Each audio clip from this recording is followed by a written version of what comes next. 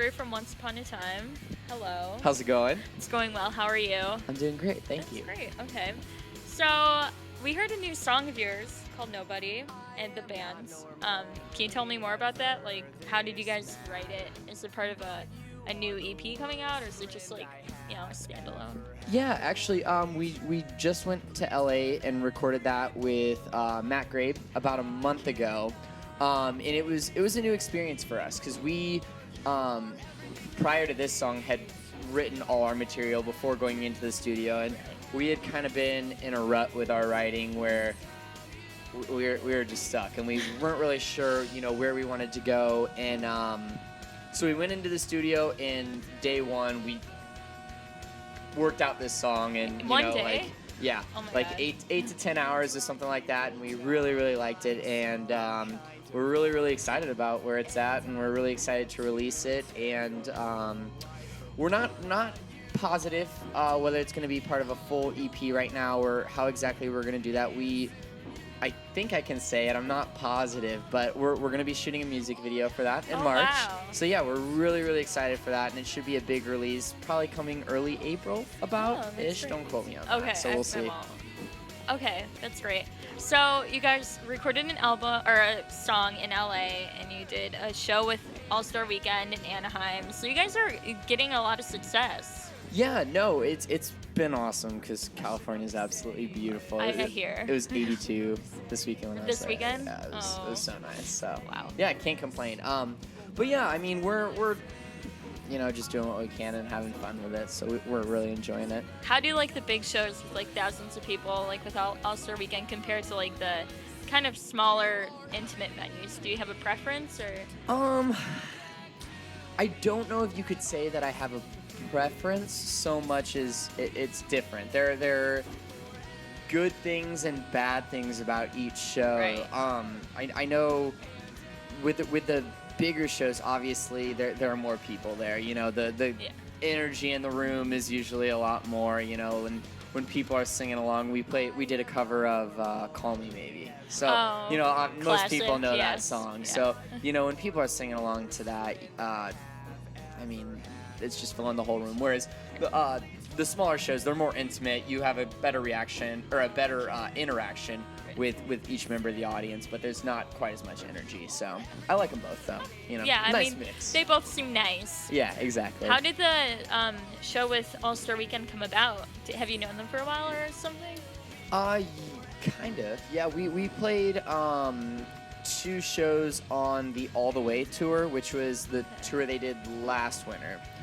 We played with them, and their manager also manages a band called Hollywood Ending, who we're becoming close with, and we had played a couple shows with them this past year, and just kind of through that, we were able to play with them out in House of Blues Anaheim. So Wow, that sounds really great.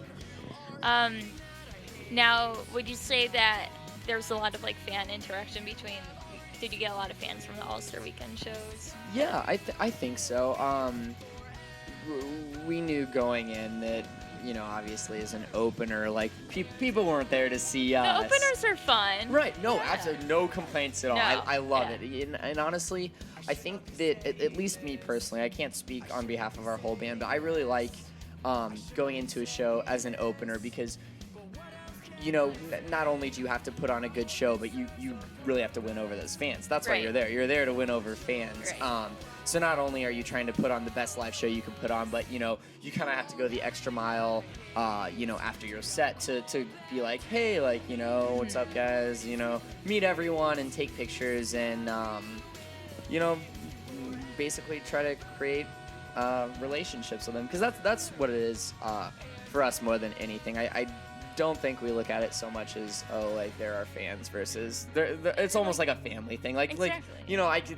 People are like, oh, I'm so and so from Twitter or Facebook, and like we remember them, like we remember the people that we talk to online. So it's pretty cool. Yeah, I was looking at the band's Facebook page, and you guys respond to every single wall post that you get, which I think is fantastic. We do our best. Yeah, the fans seem to really connect with you guys. Yeah, no, we I mean, if it wasn't for everyone, we wouldn't even have the opportunity to do what we've done so far, even though we'd like to do a lot more. But we're very, very grateful. So I bet they're grateful too.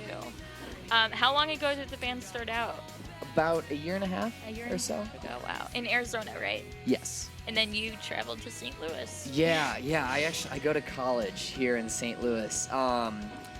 And the funny thing is, the band actually started, I think, after my freshman year in college. So I was already here. You were gone. It wasn't like we started and then I came here. Like it started while I lived, like, 1,000 miles away or however far that is. But so it's been a long distance relationship from the start, and people are always asking how we do it or whatever, and I don't think we really know, to be honest. It's a lot of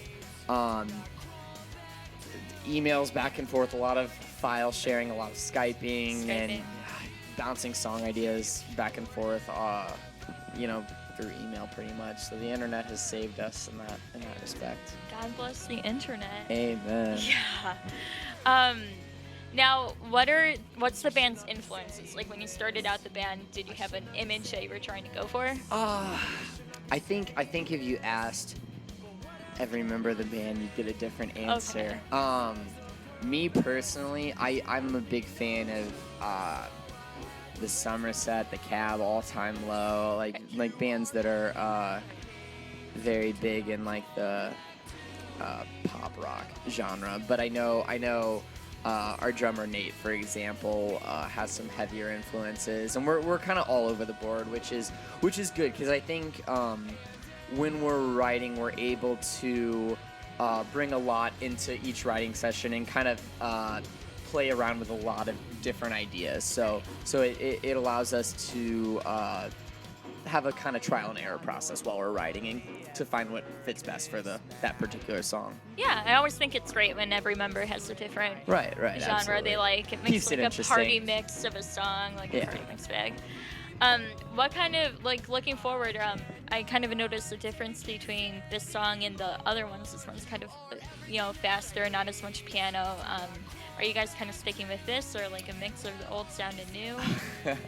I don't think we know. Yeah, I think we kind of, we just kind of roll with what we have and what we like. The original EP had a lot of piano, and I think we're all suckers for piano. Me in particular. Yeah, okay. No, there's nothing better than a nice pop rock piano song. But yeah, I think we'll continue to write a lot with the piano. I think it was just this particular song we had that guitar riff that we really, really liked, and we really wanted to do something with it. And when we went in and wrote, we kind of decided that this song sounded a lot better without piano in it. So it wasn't so much like, we're trying to steer away from piano, but it just for this song, it didn't fit as well. So I'm sure the piano will forgive you. I really hope so, because we plan on using it in the future. So. Right. Are there any big summer plans for the band? Nothing on the books yet. Well, that means everything's a possibility. Right. We're looking into a few things, so we'll see. Oh my gosh, that's exciting. Yeah, so hopefully it'll be a good year. Yeah. Has there been like a highlight so far of the band's career for you, and you were just like, this doesn't get better? Can I choose this past weekend? You can. When we played House of Blues Anaheim, it was crazy. It was really? I think every musician's dream is to play House of Blues. So for me in particular, that was amazing. I don't know. It was really, really cool, and it was a very humbling experience too. It was I can't even describe it. It was a lot of emotions at once. It was kind of a patting yourself on the back, like, all right, cool, we've made it to play House of Blues. But in another respect, it was like, all right, don't get too excited about this. You got a lot of work to go. If you want to do this every night. So yeah. I'm sure a lot of people, just imagining that, would like freak out. Were you nervous before the show? Not about the show itself. I don't think we get nervous like when we're about to perform as much as we do when we're kind of preparing for the show. Like in the weeks before, I think we generally worry about like our arrangements of songs and whether it's guitar harmonies or vocal harmonies, and kind of just the way we arrange songs. I think we worry more about that. I'm like, oh, is that right there, or should we move it until later? Like I think we worry about that more than we do actually performing. So Okay. which is weird, I guess. I mean, don't know. it's quirky. You guys are a little bit weird. It's okay. A little bit. Yeah. Speaking of weird, when you guys are writing and you're not there, how is it? The emails, or do you send the vocal part and they send you back instruments? See, okay. Basically, how it's worked for us so far, I generally do the basic structure of the song. Like I'll come up with song ideas and very, very basic, like just a chord progression and a vocal melody over top, and I'll send it to them, and either they'll say no, we don't like it from the start, and we'll cut it, or they'll be like, yeah, like this is cool, let's keep going with it, and they'll come up with different ideas, and then from there we just kind of keep bouncing back and forth until we find something we like. So all right, thanks for watching. I've been talking with Andrew from Once Upon a Time. Thank you for having me. No problem. Nice to see you. Great to see you too. Forever.